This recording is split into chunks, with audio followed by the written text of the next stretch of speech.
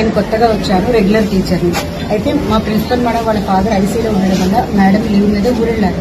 So ఈ 2 రోజులు ఈ 4 రోజులు కూడా స్కూల్ అంటే శనివారం మేడం వెళ్ళారు, రేపు ఉదయానికి వస్తారు. 4 days కూడా స్కూల్ ఇన్ఛార్జ్ నాకే రాశారు.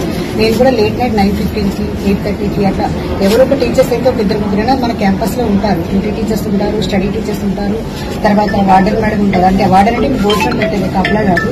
తర్వాత పీటీ మేడం ఉంటారు, అటెండర్ ఉంటారు, అందరూ క్యాంపస్ లోనే ఉంటారు. అయితే ఈ మేడం వచ్చేసి ఆ పాపని పంపిస్తాము అని చెప్పేసి అన్నారు.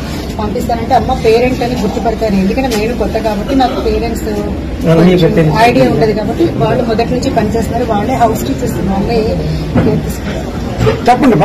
అయితే ఆ మేడం అడిగితే అవునండి గ్రాండ్ ఫాదర్ ఇప్పుడు 4-5 సార్లు అతను వచ్చాడు, మనకి తెలిసిన వ్యక్తి అంటే అప్పుడు ఇంజక్షన్ చేయించడానికి పంపిస్తానంటే 1 గంట పర్మిషన్ పంపించాము సార్.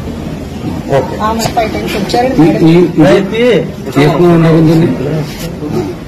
ఇదే విధంగా 4 times తీసుకెళ్ళాడు. మేడం కూడా చూసారు, డైరెక్ట్ గా మేడం దగ్గరికి వచ్చి అడిగి వెళ్ళారు. ఈ మేడం హౌస్ మేడం ఈ మేడం ఎంగేజ్ లో ఉన్న వాళ్ళు వస్తే అసలు పంపించారు.